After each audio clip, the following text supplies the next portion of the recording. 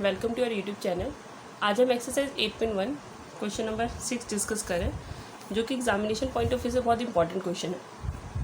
हमें गिवन है कि A and B are acute angle.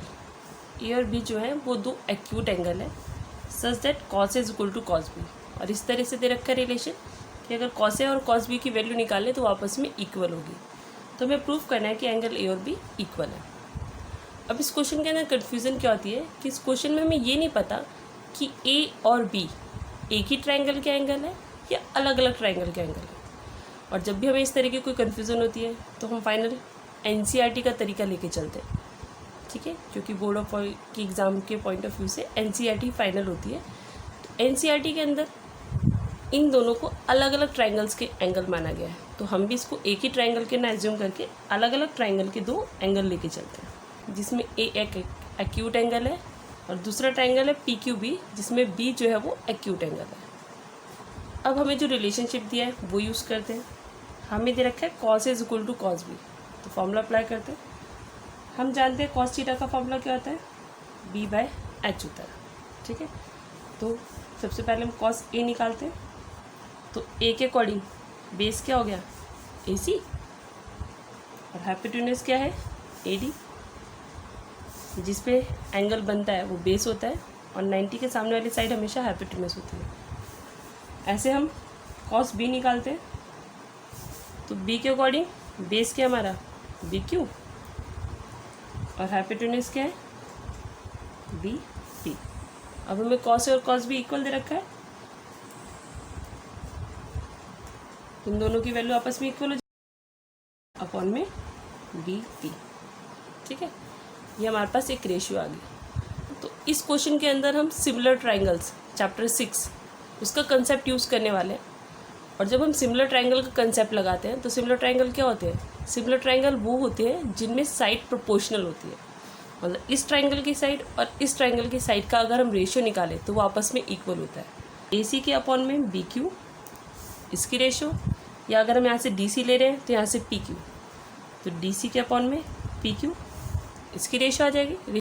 और लास्ट ए डी अपॉन में पी इसकी रेशियो। अगर ये तीनों रेशियो इक्वल आ रही है तो हमारा ट्रायंगल जो होता है वो सिमिलर होता है। दो ट्रायंगल अगर सिमिलर होते हैं तो उनके एंगल आपस में हमेशा इक्वल होते ही होते हैं। तो हमें एंगल ही इक्वल चाहिए, तो हम क्या करेंगे, इस ट्रायंगल को किसी तरह सिमिलर प्रूफ करेंगे। और सिमिलर प्रूफ करने के लिए हमें इन रेशियो को आपस में क्या दिखाना है, इक्वल दिखाना। तो हमें क्या चाहिए, एक इस ट्रायंगल की साइड चाहिए, एक इसकी साइड चाहिए, इसलिए हम इसको क्या करते हैं, चेंज करते हैं। और जब भी रेशियो को चेंज करना तो क्या करते हैं, क्रॉस मल्टीप्लाई करते हैं। तो इसको इससे मल्टीप्लाई किया, इसको इससे, क्योंकि A C into B P is equal to A D into B Q. अब हमें ए सी के साथ क्या चाहिए, बी क्यू चाहिए, बी क्यू को इधर शिफ्ट कर दो। तो ए सी अपॉन में बी क्यू इक्वल, यहाँ क्या बचा, ए डी, ये बी पी इधर चाहिए तो इसको इधर ले जाओ। तो ये रेशियो आ गई हमारे पास, A C B Q A D B P, ठीक है। अब हम इस रेशियो को कुछ लेट कर लेते हैं। तो लेट करते हैं कि जो रेशियो इसकी वैल्यू को हमने एक्स लेट कर लिया, ठीक है। अब ए सी बाई बी क्यू किसके इक्वल है, एक्स के इक्वल है। तो अगर हम यहाँ से ए सी की वैल्यू निकालना चाहें तो ए सी की वैल्यू क्या हो जाएगी, एक्स बी क्यू।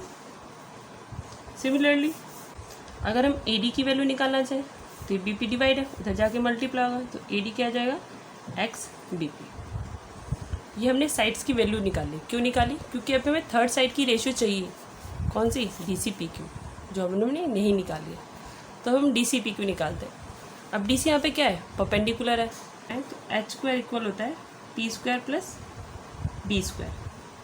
हमें परपेंडिकुलर चाहिए तो प्लस है, इधर आके माइनस हो जाएगा। इसमें हम वैल्यू पुट करते हैं। तो यहाँ के लिए परपेंडिकुलर क्या है हमारा, डी सी। अभी स्क्वायर को भी हटा दो, स्क्वायर कटाओगे तो वहाँ पे अंडर रूट लग जाएगा, डी, और बेस क्या है इसके लिए, ए सी स्क्वायर, ठीक है। डी सी के नीचे हमें पी क्यू चाहिए, तो इसके अपॉन में पी क्यू लेते हैं, तो इसके अपॉन में आ जाएगा अंडर रूट, इसी वैल्यू में पुट करेंगे। इस वाले में हाइपोटेन्यूज क्या है, बी पी माइनस बेस क्या है, बी क्यू स्क्वायर। ये समझ आ गया होगा। ये हमने इसीलिए लिया क्योंकि अभी हमें तीसरी साइड की रेशियो चाहिए। अब इसको सॉल्व करते हैं। हमने ऊपर वैल्यू निकाली थी किसकी, AC और AD की, तो इसके अंदर हम इसकी वैल्यू सब्सटीट्यूट करते हैं।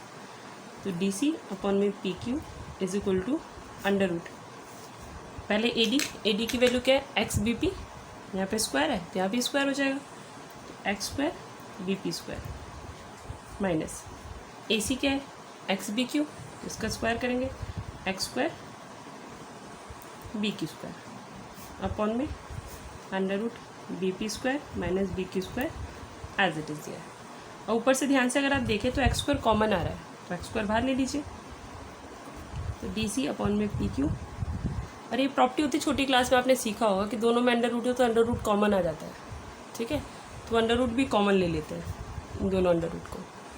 तो ऊपर से x स्क्वायर कॉमन आ गया, क्या बचा BP square minus BQ square, और नीचे पहले से क्या था BP square minus BQ square. अगर ये अंडर रूट का कंसेप्ट आपको समझ नहीं आया तो आप अलग अलग भी निकाल सकते हो, ऊपर ऐसे कॉमन अलग निकाल लीजिए, नीचे अलग ले लीजिए, बस एक लाइन बढ़ जाएगी आपकी।